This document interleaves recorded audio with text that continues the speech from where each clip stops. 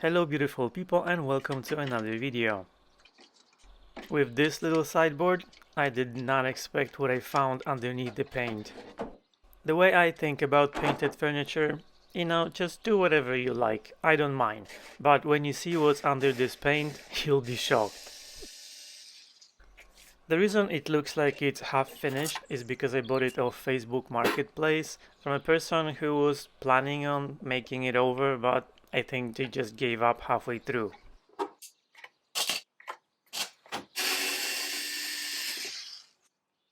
Just looking at the hardware and the construction of this sideboard, I could tell that it was high quality and I had a good feeling about it.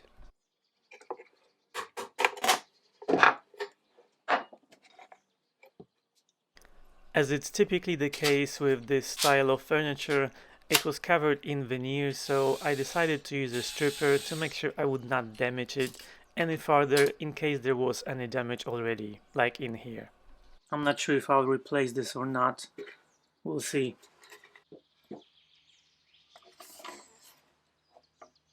You can tell that this is quite old because of the square nuts.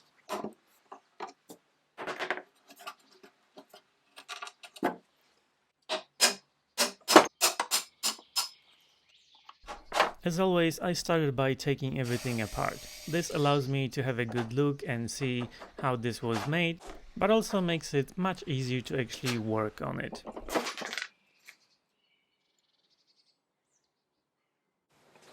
Looks like the key works for the door, but not for the drawers, so I'll see if I can find one that will actually lock the drawers.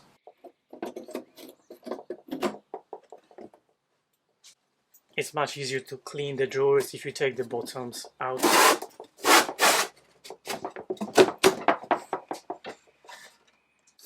This is a thin plywood, so I'm not gonna go too crazy with sanding, but definitely I'll make them look a bit nicer.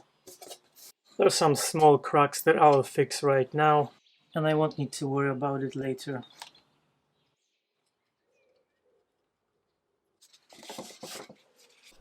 I've been trying really hard to be better with my scheduling and get more videos to you more often, but it always feels like the week is a couple days too short. But that's probably because I've been playing with my cat too much. Fortunately, I know someone who can help. This video's paid partner is BetterHelp. When working with deadlines and trying to finish projects on time, I often think to myself, if only I had a little more time. Many people go through their lives wishing they had more time. But what's really important is to make the most of what we have. Therapy isn't just for trauma and serious problems. It can help you realize what's important to you and help you set your priorities. Without getting too personal, I lost my mom to cancer when I was in high school, and I had to move out of my house soon after. It was rough, and I never really took the time to process what happened. But instead, I just moved on with my life because I didn't really know how to deal with it, and I didn't really want to. Talking to a therapist helped me cope with the loss and grief, but it also helped me learn how to set boundaries and helped me develop positive coping skills. With BetterHelp, you can get matched with a therapist within 48 hours, so you can get the help that you need fast. You can do it from your phone or computer, via phone call or video chat or messaging. To get started today from the comfort of your home, simply visit betterhelp.com/flippingdrawers and enjoy a special discount on your first month. There are lots of small issues. This is cracked because they used screw that was way too big, and this piece of wood split. In order to replace this whole back, I would need to take this entire piece of furniture apart because it's glued in place, and the way it's put together, it's, as you can see, this is just not the matter of just popping it out as it is for most pieces. It's not just nailed in, it's actually part of the structure. So because it's not going to be very straightforward to do this, I might actually keep it as it is. I mean, make it look actually square and put some sort of rubber seal around it so people can put cords through it and have some sort of record player or something on the inside. I just don't know if it's actually better to make a patch and close it or actually leave it open in case someone wants to keep a record player inside. it's not a problem either way. Since there is a hole already, I might just keep it. I hope you can see this, but this entire panel of veneer is cracked in half. So this is a serious problem. So this entire panel, which I believe is made from mahogany, cracked in the middle. That's why the veneer split, because it's glued on top. So this crack, someone tried to re-glue because it's not moving, so there's some glue in there. But it's like super badly done. Try to unglue it and do it properly.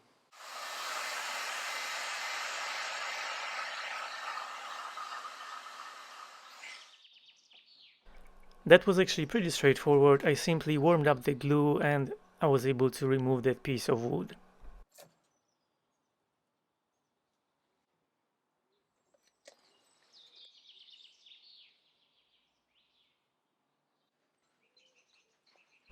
Because one of the door hinges is screwed into this piece, I made sure that it was fully dried before I removed the clamps. Hello there. And I guess it's a time for a quick cut break.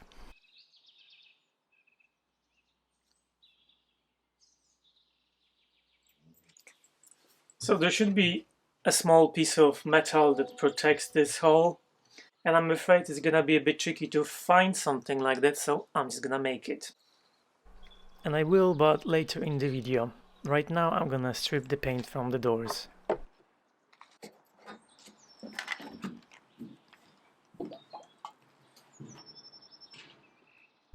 This paint stripper from Morel's that I've been using recently is surprisingly good. It doesn't work on every type of paint, but if it does, it works very well.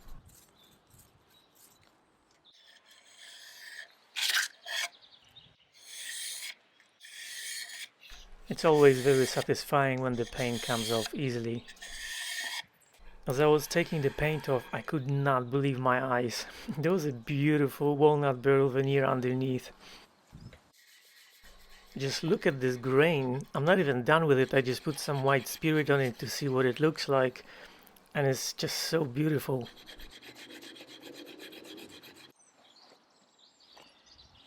And to be fair, to someone who doesn't do restorations and doesn't really know how to deal with something like this, I can understand why they would want to paint it, because there were lots of scratches and lots of problems, which you will see a bit later. But still, why would you cover something like this?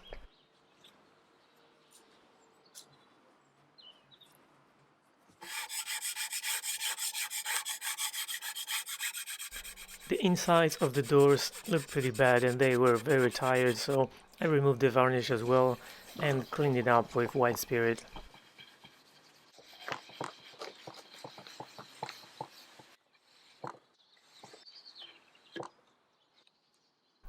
This is the little piece of trim that was attached to one of the doors, so I did exactly the same thing.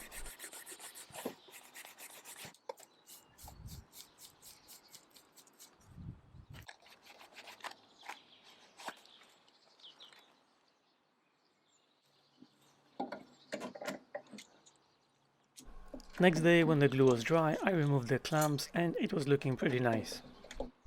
And it seemed like Mando approved it.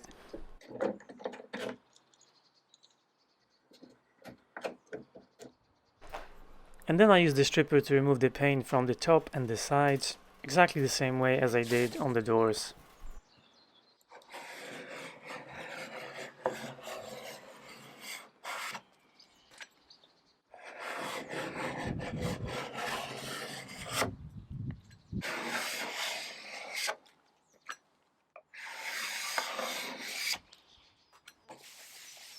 I just can't believe how lucky I got with this grain.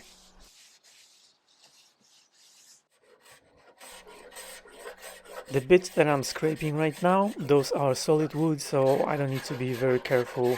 And people often ask me how do I decide if I want to scrape something or sand it or use a paint stripper, and sometimes it's just whatever I feel like doing, and sometimes it's simply if I don't have a stripper, I just don't use it.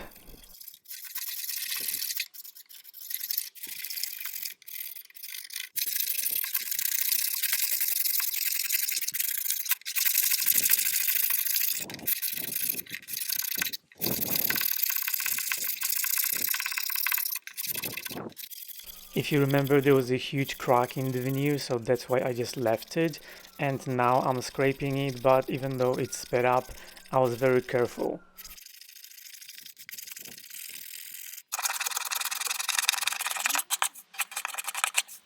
$2,000 later. So now that I've removed all of the paint, I'm not gonna worry about the paint getting into the cracks when I apply paint stripper, and I'm just gonna put some paint stripper on it to remove the rest of the varnish, because there's a difference in level between this part and this part, and I don't want to chip the veneer. So I think this is the safest way to do it. And it looks like, even though this split, this veneer is completely attached to the substrate. So I think the only way to fix this is to fill in the crack on both sides, because obviously there was a reason why it cracked, so if I try to force it, it will probably crack again. And the other thing is that there was no movement, so even if I tried to force and clamp those two sides together, I don't even know how I would have gone about it.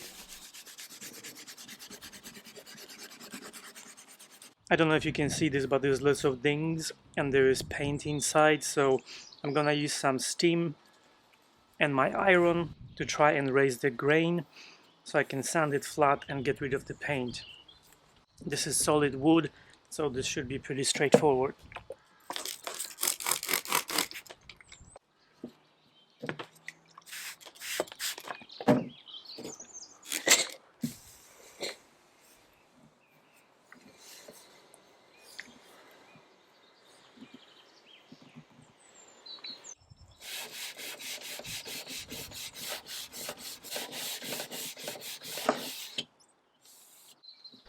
So just to make sure you understand what I'm dealing with, this board that's on the side is glued into the structure and there's no movement at all. So even if I tried to force it back together and clamp it, there was just no way for me to do it.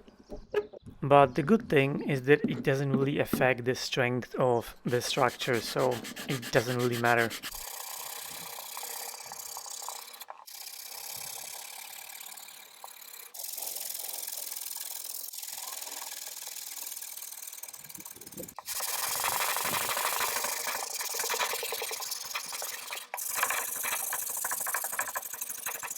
A few moments later. I don't know if you can see this on video, but part of the veneer was lifted and it was actually split. So I just used my marking knife to lift one of the sides and inject some glue underneath and then press it down and make sure it was attached.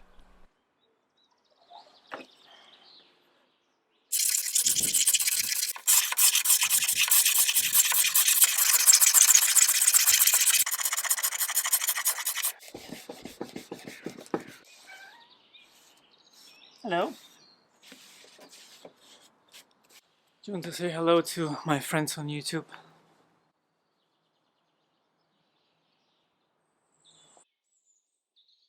I use the paint stripper on the legs as well, and the legs are normally the most difficult to clean up nicely because, you know, they get a lot of abuse and dings and scratches, but I just wanted to see what I can do with them.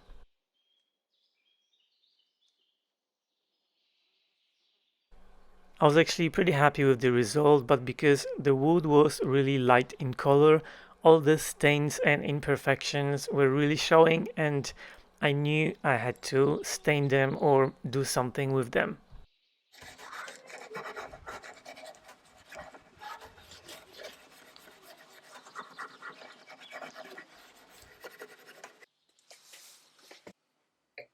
So as I mentioned at the beginning of the video, this little striker plate thing was missing, and because this one was vintage and had a very specific shape, instead of looking for one, I just decided to make it from scratch.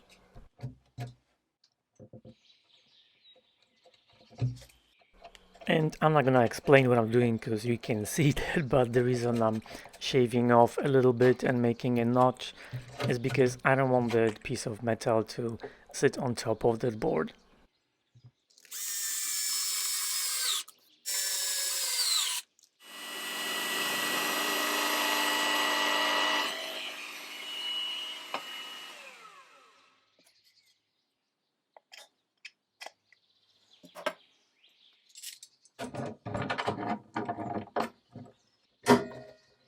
Because brass is quite soft, I was able to bend it with my fingers.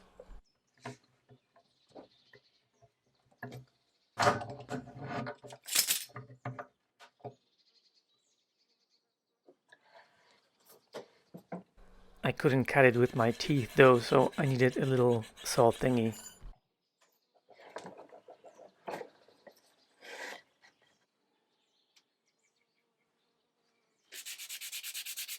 Now I just need to clean it up, give it a polish, and make some holes for tiny nails so I can actually attach it.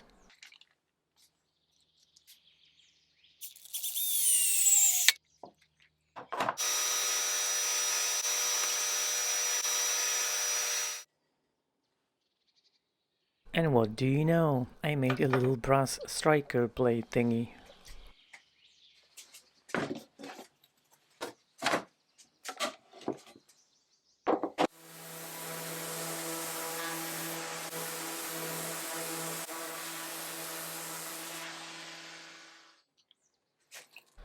I was able to make the drawer bottoms look really nice after sanding, and now I'm just giving them a clean with white spirit.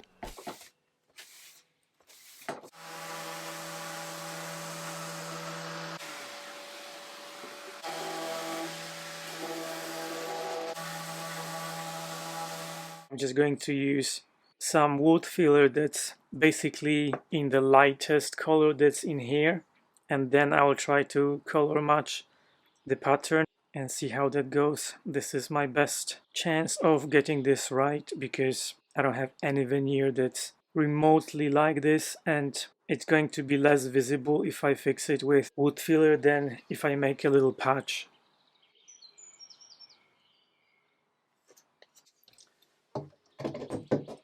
So now I need to figure out a way how to fix that hole. This is how thick the plywood on the back is, and this is the thickness of the plywood that I had at hand. And I figured that I could just put 2 layers of veneer on top of that and it would be fine. I'm guessing that the reason someone put that hole in the back was for cables, but I didn't know what to do about it, so I made a post and I asked you guys, and most of you said that I should make it nice and square and just keep it open in case someone wants to put a record player in the cupboard or something. But some of you said that I should make a patch and close it. And I know it never happens that I make everyone happy, but this time I just might, and this is how. So I took a piece of plywood and I cut out a little door that's slightly bigger than the hole that's already in there, so I can make it nice and square. And the plywood that I used, I'm gonna use it as a template for my router, and I'm gonna put it temporarily on the back of the cupboard, as you can see right here. And this will allow me to actually make this hole the same shape and size as the little door that I just cut out.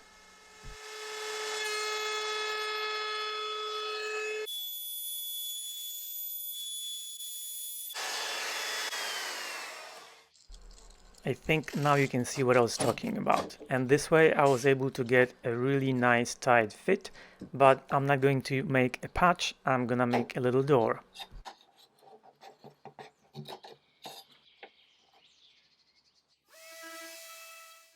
But before I do that, I need to do some more sanding so I can actually see what the back looks like. And now that I can see the color and I can match it to the little door, I'm gonna use these cool tiny barrel hinges that are typically used for jewelry boxes to attach the little door to the back of the cupboard.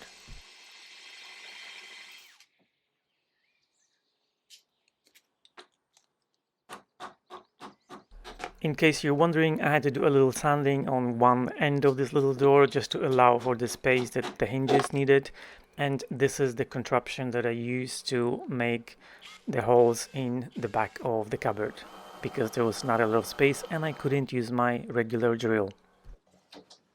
See, and who says that I can't make everyone happy? I have kind of a patch and still a hole, so I hope you guys are happy, and please let me know in the comments what you think about my solution. You gonna help me do some sanding, mate? Mando said, this is not the way. So since I had to do all the sanding by myself, I decided to use my power sander, and I used the spongy interface just because the legs were not flat.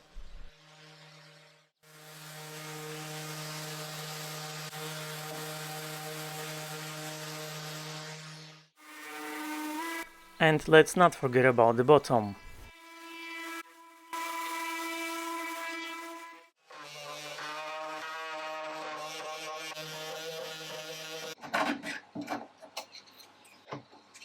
I also took off those old rusty sliders, cleaned up the bottoms of the legs, and I replaced the sliders with modern ones that actually slide.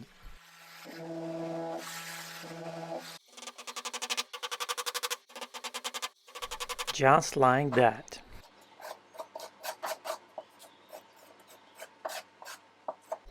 To fix the gap on the inside of the cupboard, I mixed two different wood fillers because I didn't have a matching color, and this still wasn't matching, but you know, I tried.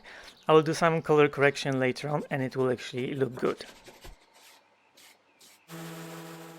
Here I'm just sanding with 220 sandpaper, so it's a very light sanding, and here I'm doing it by hand just because this veneer is super thin and I don't want to ruin it.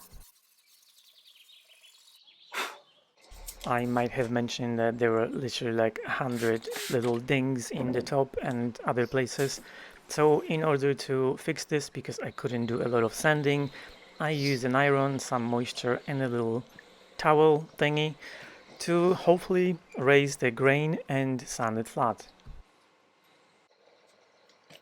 And if you ever want to do this yourself, if you're using heat and moisture, just keep in mind that this might delaminate the veneer. Not that it ever happened to me, definitely not. But you can glue it back on, just don't use the moisture, just use heat. And don't you like when things actually work? What's up, Hugo? I think Hugo liked it.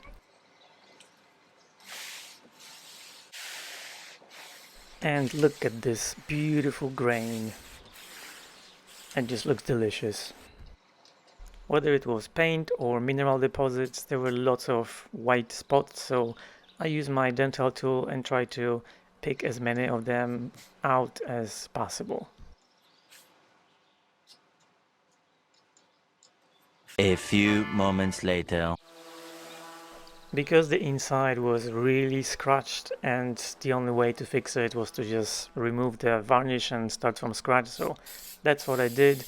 And because I was not gonna redo the back panel, I used lacquer toner to color match the sides and the bottom to the back.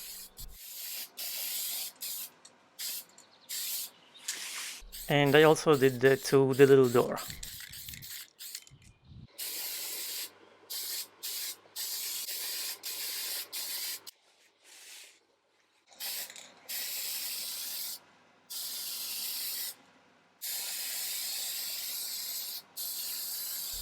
I don't know why the side looks a bit more orange or red, I think it's just the lighting, but you can see on the bottom that it's a pretty good color match.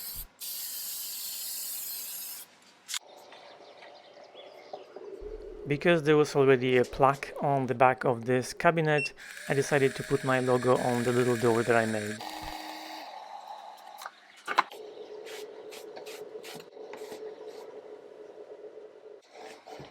The back of this cupboard isn't going to match perfectly the color of this little door on the back, but it will be much closer once I put the oil on it.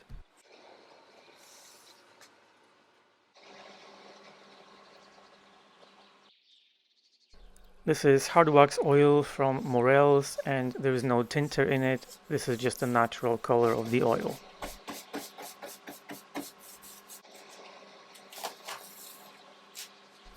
As I mentioned, there were lots of imperfections in the top, so after all the repairs that I made, I'm using some fine tip markers for some white spots and some other things that I can easily fix with these. Or with repair wax.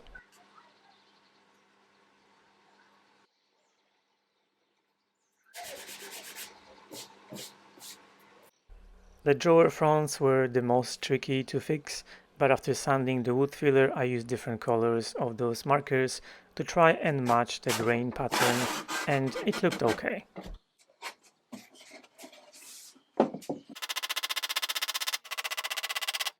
I also gave the drawers a little bit of color, and this is just the before and after.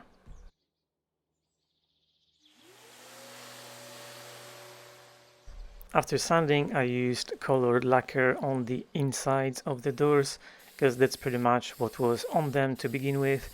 I just basically redid everything. Even though I didn't really do any sanding, it looks like this is the substrate. Someone sanded through the veneer. I don't really want to do any sanding to find out and make it worse, but I think I'll need to do some color correction because there's no other way around it. And this is in a pretty rough shape. The doors are the worst. Not to mention that there's lots of white spots and imperfections, and I can't do any more sanding because I'll just ruin it. But I did have to do something, so I used a fine sanding sponge to get the doors ready for oil.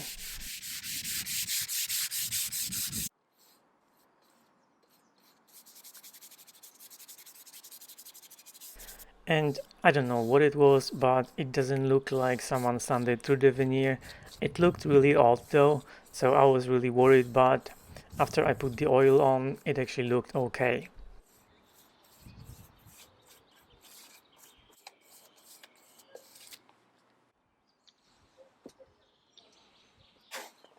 As I mentioned before, the legs and the light colored pieces, they were just not nice enough to keep them as they are. There were just too many stains and imperfections, so I colored them in light walnut.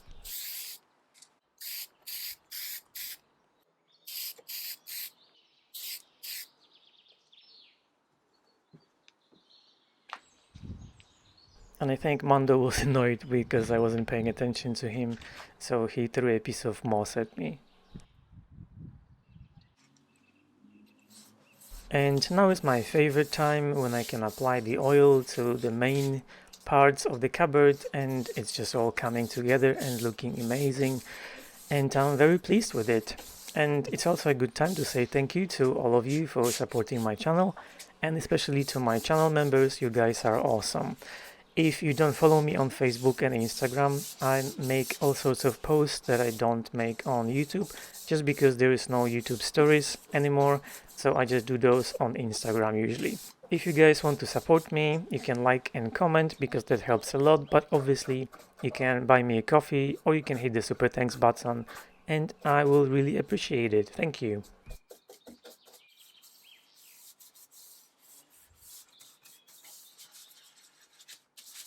After applying the oil, I let it sit for a little bit and I wiped off the excess. And I applied another coat and then some wax and I did some polishing, but that's later on and I did it off camera because that's a bit boring. And now I can install my little brass striker plate thingy.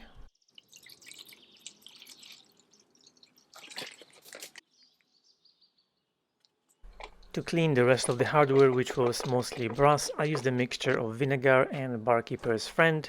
I let it soak for a little bit and then I used some steel wool and gave everything a nice clean.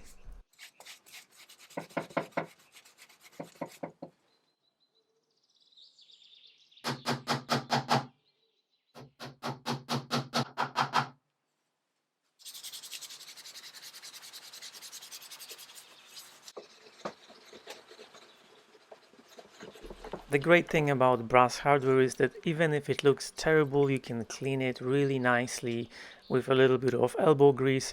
And once I've done that, I use some Never Dull because it will prevent tarnishing.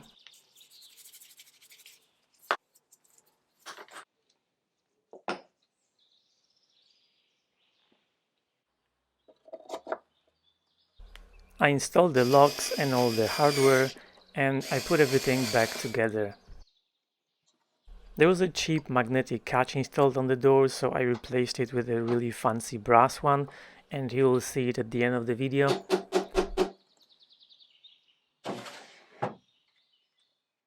I also noticed a couple of tiny spots, so I just touched them up with the markers, And I replaced the little piece of trim that was on the door with some nails. And as you can see, the little bolt lock thing has a very satisfying click now. Before I show you the final results, I really hope you enjoyed this video. Thank you so much for watching. Subscribe if you haven't, give it a like and a comment, and see you in the next one.